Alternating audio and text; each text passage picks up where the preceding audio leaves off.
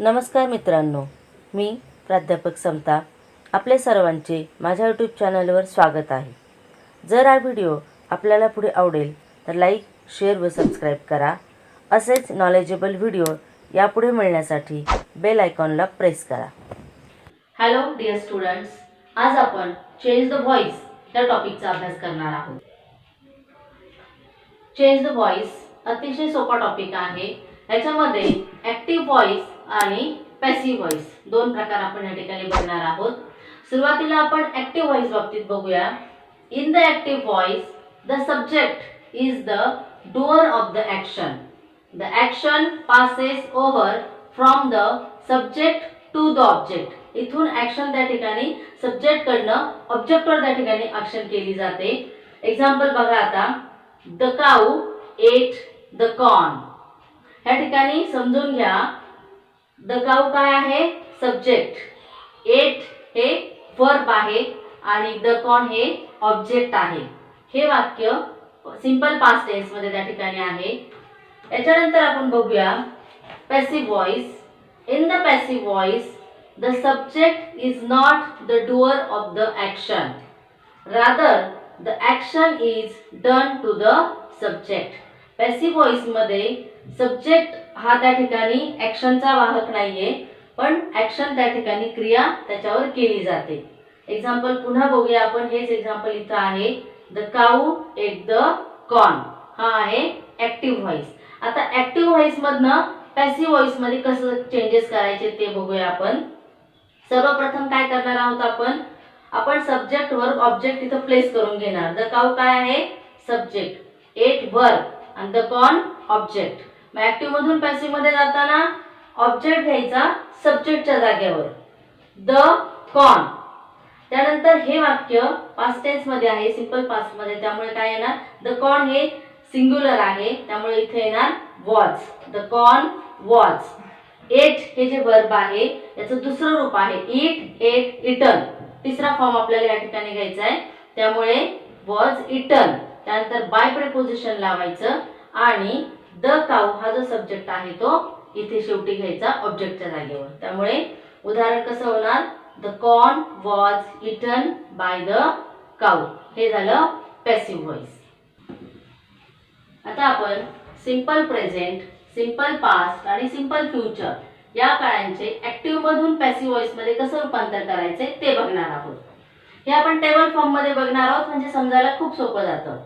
Tense, active voice आणि passive voice.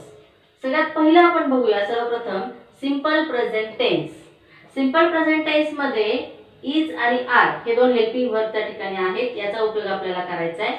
जर आपला सब्जेक्ट सिंग्युलर असेल तर इज वापरायचं, सब्जेक्ट प्लुरल असेल तर आर चा उपयोग करायचा. See the first example. I sing a song. सर्वप्रथम आपल्याला काय करायचंय? सब्जेक्ट वर्ब आणि ऑब्जेक्ट प्लेस करायचे, म्हणजे आपल्याला ऍक्टिव्ह मधून पॅसिव्ह मध्ये जाताना सहजपणे ते चेंज करता येईल.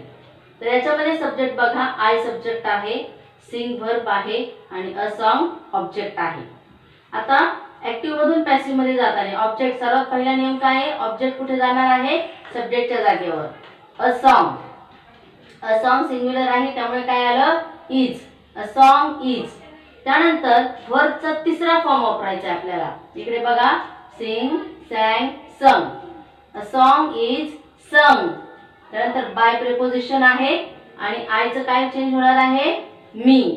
अ song is sung by me. Second example. He sings songs. याच्यामध्ये ही आहे सब्जेक्ट, सिंग्स वर्ब आणि सॉंग्स आहे ऑब्जेक्ट. ऑब्जेक्ट कुठे जाणार? सब्जेक्टच्या जागेवर, songs.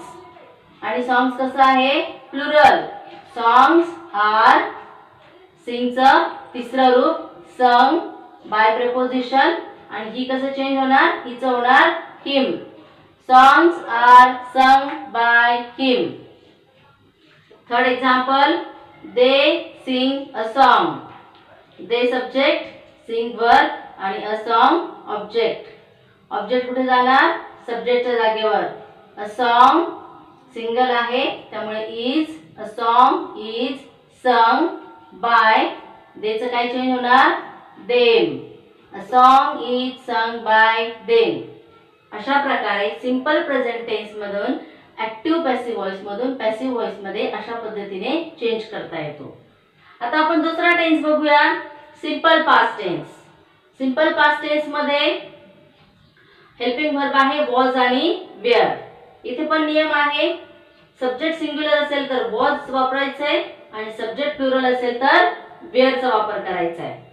First example, I sang a song. Subject verb object place करूया. आय काय आहे सब्जेक्ट, सॅंग आहे वर्ब आणि अ सॉन्ग आहे ऑब्जेक्ट. ऑब्जेक्ट काय करायचे आपल्याला आता सब्जेक्टच्या जागेवर न्यायचे. अ सॉन्ग, अ सॉन्ग कसं आहे सिंगल, त्यामुळे वापर काय होणार वॉज. A song was. आणि सॅंगचं काय झालं तिसरं रूप sung. A song was sung by me. आयचं चेंज कशामध्ये होणार आहे मी मध्ये. सेकंड सेंटेन्स बघा, he sang songs. He subject, sang verb आणि सॉंग्स ऑब्जेक्ट. ऑब्जेक्ट जाणार सब्जेक्टच्या जागेवर. सॉंग्स, सॉंग्स कसं आहे प्लुरल, सॉंग्स वेअर. आणि सॅंगचा थर्ड फॉर्म त्या ठिकाणी येतोय सॉंग्स वेअर संग.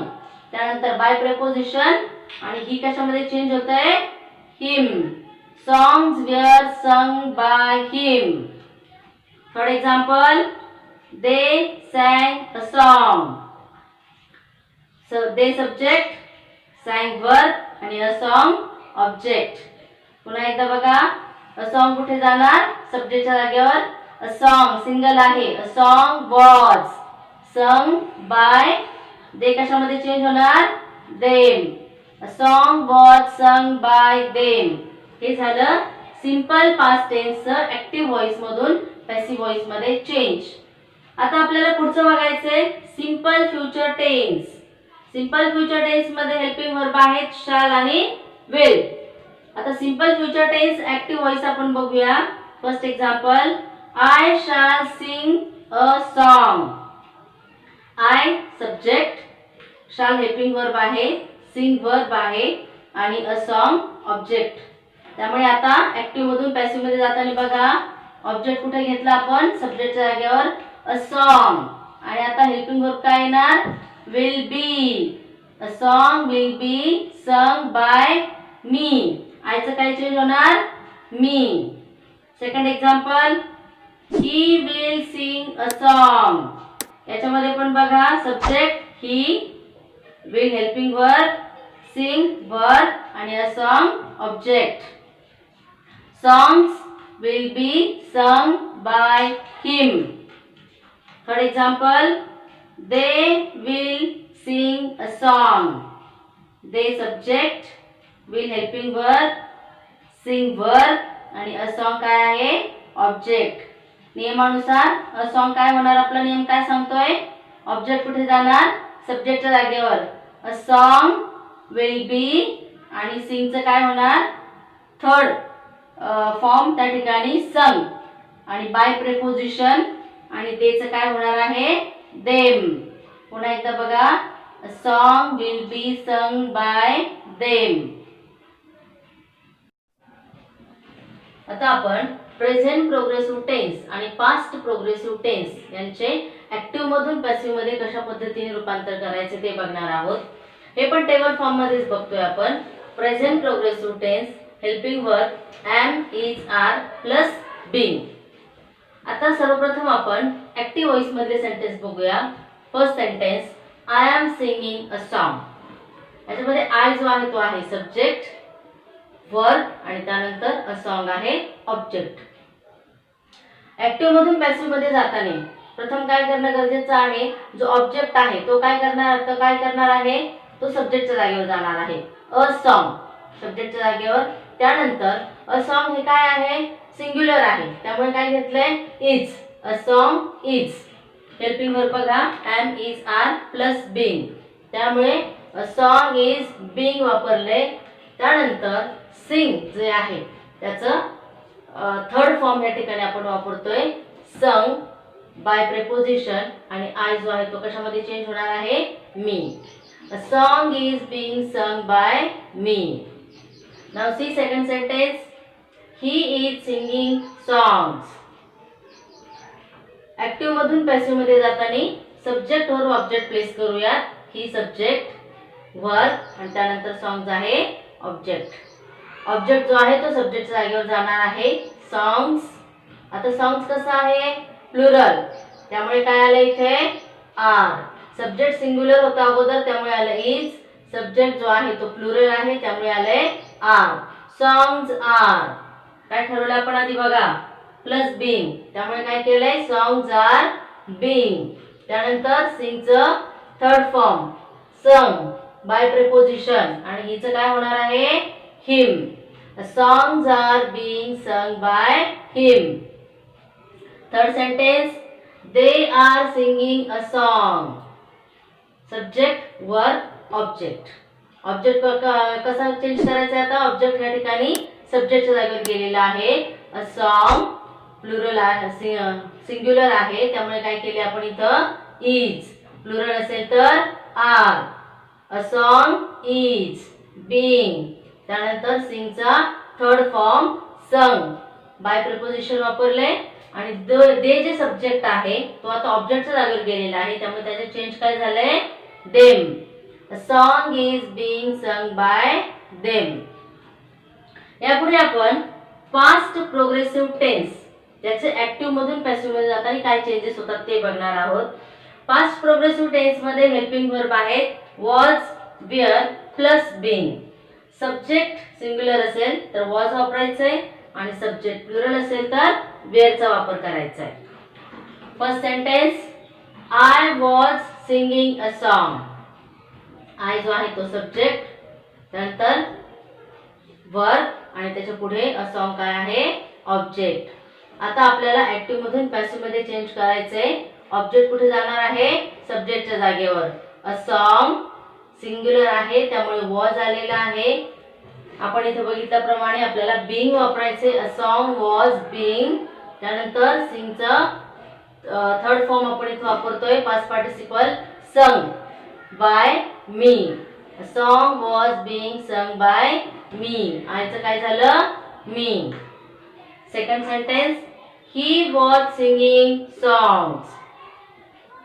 सब्जेक्ट ही वर्ब आणि त्यानंतर सॉंग्स काय आहे ऑब्जेक्ट.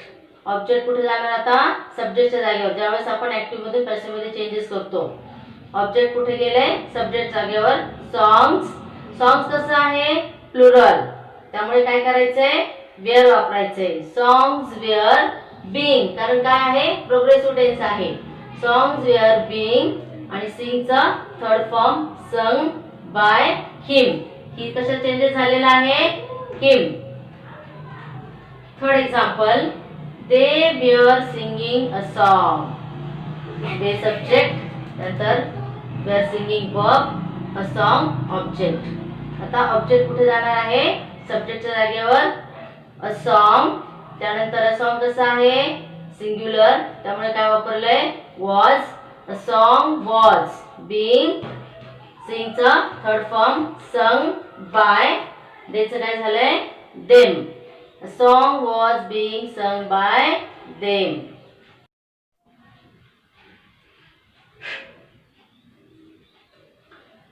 आता आपण प्रेझेंट परफेक्ट टेन्स व पास्ट परफेक्ट टेन्स या काळांचे ऍक्टिव्ह व्हॉइस मधून पॅसिव्ह व्हॉइस मध्ये जाताना काय काय चेंजेस होतात ते बघणार आहोत. टेन्स बघा आता प्रेझेंट परफेक्ट टेन्स यामध्ये हेल्पिंग वर्ब आहे हॅव हॅज आणि या ठिकाणी आपण काय लावतो बीन कारण हा परफेक्ट टेन्स आहे. फर्स्ट सेंटेन्स आपण बघूया ऍक्टिव्ह व्हॉइस मधलं. आय हॅव संग अ सॉन्ग. यामध्ये आय काय आहे सब्जेक्ट त्यानंतर वर्ब आणि अ सॉन्ग ऑब्जेक्ट.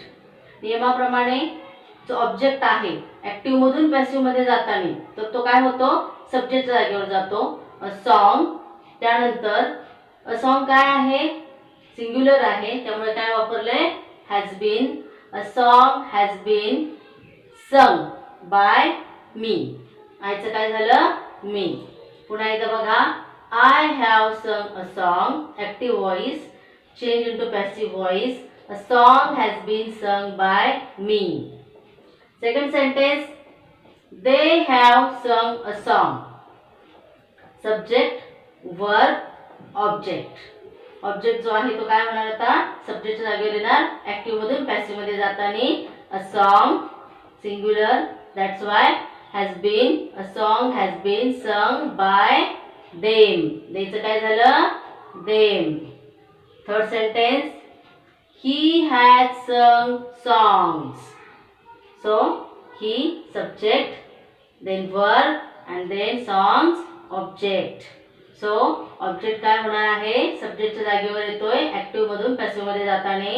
त्यानंतर सॉंग्स त्या सॉंग्स कसं आहे प्लुरल यस लागलेला आहे बघा इथं सॉंग्स त्यामुळे काय वापरले आपण have been. Songs have been sung by him. He कशामध्ये चेंज होतोय हिम. ओके पुढे बघू आपण आता past perfect tense. Past perfect tense active voice मधून पॅसिव्ह व्हॉइस मध्ये चेंजेस करताना काय काय करायचे आपण आता बघूया.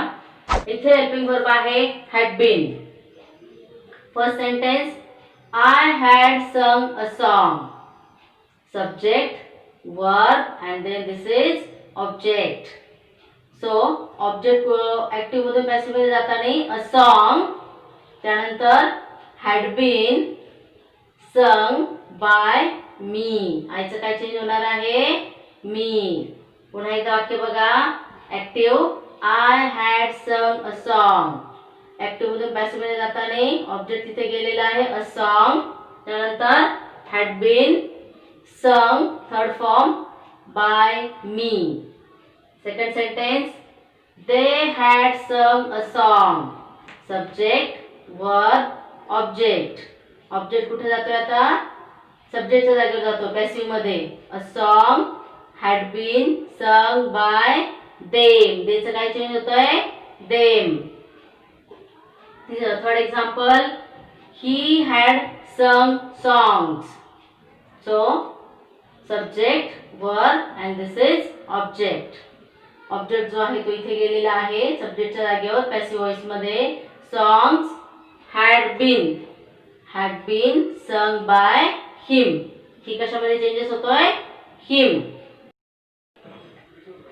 आता आपण चेंज द व्हॉइस मध्ये इम्परेटिव्ह सेंटेन्सेस म्हणजे आज्ञार्थी वाक्य जी आहेत जिथे आज्ञा केलेली असते अशा आज्ञार्थी वाक्यांचं ऍक्टिव्ह व्हॉइस मधून पॅसिव्ह व्हॉइस मध्ये जाताना कशा पद्धतीने रूपांतर करायचे ते बघणार आहोत.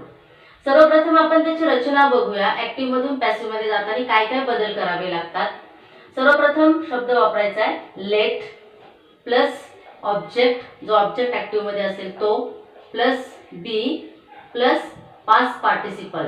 ऍक्टिव्ह व्हॉइसच्या सेंटेन्स मध्ये जे क्रियापद आहे वर्ब आहे त्याचं तिसरं रूप आपल्याला वापरायचे.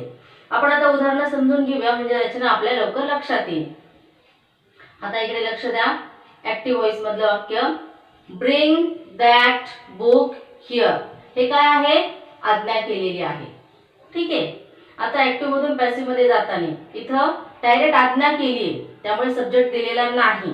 त्यामुळे पॅसिव्ह मध्ये जाताना आपण रचना अगोदर बघितली आहे. कशाने सुरुवात करायची आहे लेट. त्यानंतर जो ऑब्जेक्ट आहे आपल्या ऍक्टिव्ह मधला तो ऑब्जेक्ट आपल्याला या ठिकाणी घ्यायचा आहे. ऑब्जेक्ट काय आहे that book. Let that book. त्यानंतर बी आणि जो व्हर्ब आहे म्हणजे जे क्रियापद आहे ऍक्टिव्ह मधलं त्याचा तिसरं रूप घ्यायचे पास्ट पार्टिसिपल घ्यायचे. काय आहे ब्रिंग ब्रॉट हिअर जो वर्ड आहे दिलेला तो. कसं होईल मग ते वाक्य let that book be brought here. Okay. Second sentence बघूया आपण गिव्ह द ऑर्डर. आता सुरुवात करताना काय केली आपण लेट वापरलेला आहे. त्यानंतर जे ऑब्जेक्ट आहे the order late plus object आपण इथे घेतलाय लेट द ऑर्डर बी आणि गिव्हचं काय आहे गिव्ह गेव गिव्हन. तिसरं रूप बघा गिव्ह. थर्ड एक्झाम्पल बघा आता पनिश द गिल्टी. त्यानंतर ऍक्टिव्ह मधून पॅसिव्ह मध्ये जाताना सर्वप्रथम काय करायचं आपल्याला लेट त्यानंतर जो ऑब्जेक्ट आहे the guilty let the guilty be आणि याचं काय आहे वर्बचं क्रियापदाचं तिसरा फॉर्म पनिश, पनिश्ड, पनिश्ड. ठीक आहे. Let the guilty be punished. Fourth sentence बघा. Keep your hands off. Passive मध्ये चेंज करताना काय येणार लेट, जे आपण रचनेमध्ये अगोदर लिहिले लेट. ऑब्जेक्ट जो आहे तो your hands, let your hands be. आणि त्यानंतर कीपचं काय आहे past participle kept off. Let your hands be kept off. Imperative sentence मध्ये आणि बाकीच्या सेंटेन्स मध्ये थोडासा चेंज हा आहे. आपण काय वापरतो इथं लेट वापरतोय. रचना व्यवस्थित लक्षात घ्या. Late plus object plus be plus past participle. आता आपण यापुढे कॅन, कुड, will, would, should, may, might इत्यादी सहाय्यकारी क्रियापदे जर वाक्यामध्ये आली तर ऍक्टिव्ह व्हॉइस मधून पॅसिव्ह व्हॉइस मध्ये कशा पद्धतीने बदल करायचे ते बघणार आहोत. आता वाक्य बघा. We can use the shoes in the rainy season. अशा पद्धतीने जर आपल्याला सेंटेन्स असेल तर पॅसिव्ह मध्ये चेंज करताना काय केलं पाहिजे बघा. आता सर्वप्रथम सब्जेक्ट, वर्ब आणि ऑब्जेक्ट प्लेस करून घ्या. हे आपल्या लक्षात आलं पाहिजे. वी काय आहे सब्जेक्ट आहे. कॅन जो आहे तो सहाय्यकारी क्रियापद आहे. यूज वर्ब आहे. द शूज ऑब्जेक्ट आहे आणि राहिलेलं वाक्याचा रिमेनिंग पार्ट आहे. ठीक आहे. आता आपण काय करणार आहोत ऑब्जेक्टला सब्जेक्टच्या जागी घेणार आहोत. काय हा ऑब्जेक्ट आपला द शूज. सब्जेक्टच्या जागी घेतला द शूज. त्यानंतर सहाय्यकारी क्रियापद कॅन आहे.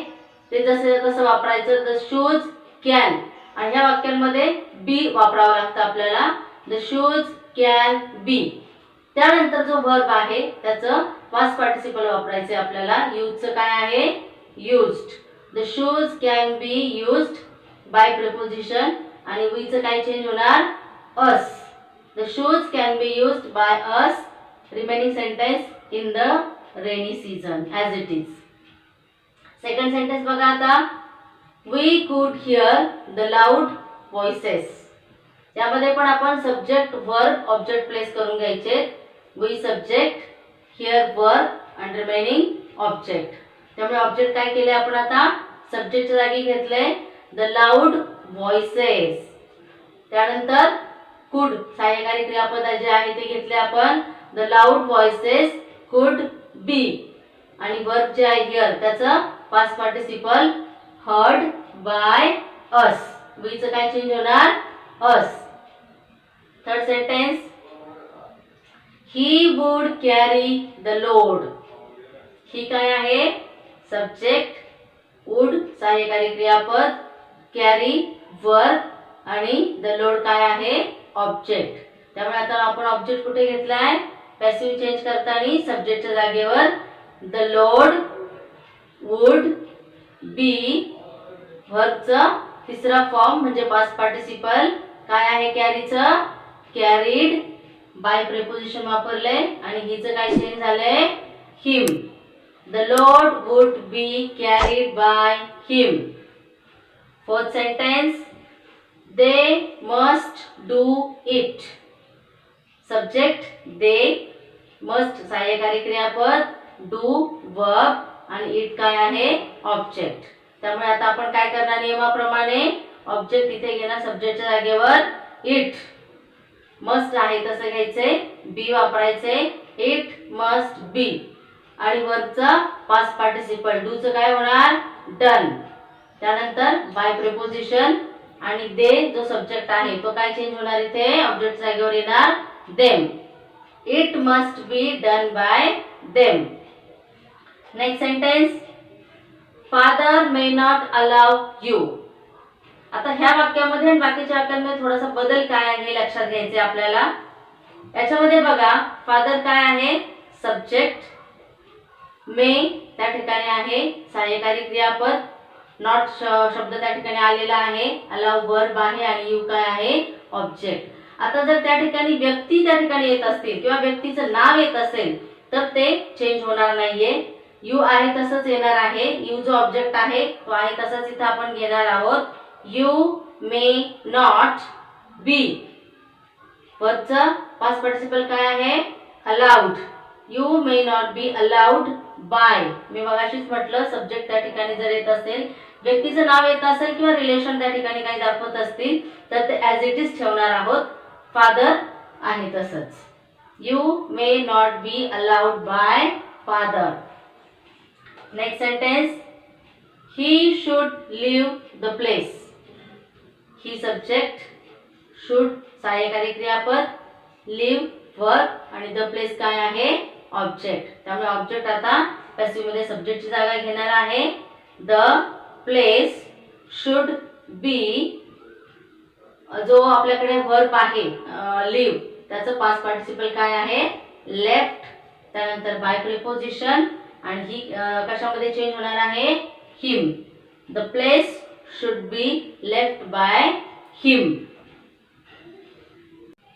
आता आपण ऍक्टिव्ह मधून पॅसिव्ह मध्ये जाताना पुरुषवाचक सर्वनाम जे आहे ते कशा पद्धतीने चेंज होते ते बघायचे. आणि हे लक्षात राहिलं तर आपल्याला ऍक्टिव्ह मधून पॅसिव्ह मध्ये जाताना वाक्य चेंज करताना काहीही अडचण येणार नाही. त्यामुळे पुरुषवाचक सर्वनाम आणि सर्वनामांचं द्वितीय स्वरूप, प्रोनाउन आणि सेकंड फॉर्म याचा कशा पद्धतीने चेंज होतो हे आपल्याला लक्षातच ठेवायचं, हे पाठ करायचे. म्हणजे आपल्याला ते वाक्य चेंज करताना अजिबात अडचण येणार नाही. जर ऍक्टिव्ह मध्ये आय असेल तर पॅसिव्ह मध्ये काय होतं? ते मी. वीचं काय चेंज होतं? Us. He him. They them. She her. You you. यूचं यू राहतं कारण त्या ठिकाणी हे फेमिनाईन किंवा मॅस्क्युलाईन दोन्हीही जेंडरसाठी त्या ठिकाणी वापरलेलं आहे, तर त्यासाठी त्याच्यामध्ये चेंज होत नाही. मात्र याच्यामध्ये एक नियम लक्षात ठेवायचा, कर्त्याच्या जागी सब्जेक्टच्या जागी म्हणजे जो नाऊन असेल किंवा जो सब्जेक्ट असेल त्याच्या जागी सॉन्ग, मॅन किंवा राम एखाद्या व्यक्तीचं नाव आलं, एखाद्या पुरुषाचं नाव आलं, स्त्रीचं नाव आलं, मुलीचं आलं, प्राण्यांचं आलं तर त्या ठिकाणी कुठल्याही प्रकारचा बदल होत नाही, ते आहे तसंच राहतं. परंतु हे मात्र पुरुषवाचक सर्वनाम अशा पद्धतीने, सर्वनामांचं द्वितीय स्वरूप अशा पद्धतीने या ठिकाणी चेंज होतं, हे मात्र आपल्याला लक्षात घ्यावं लागेल.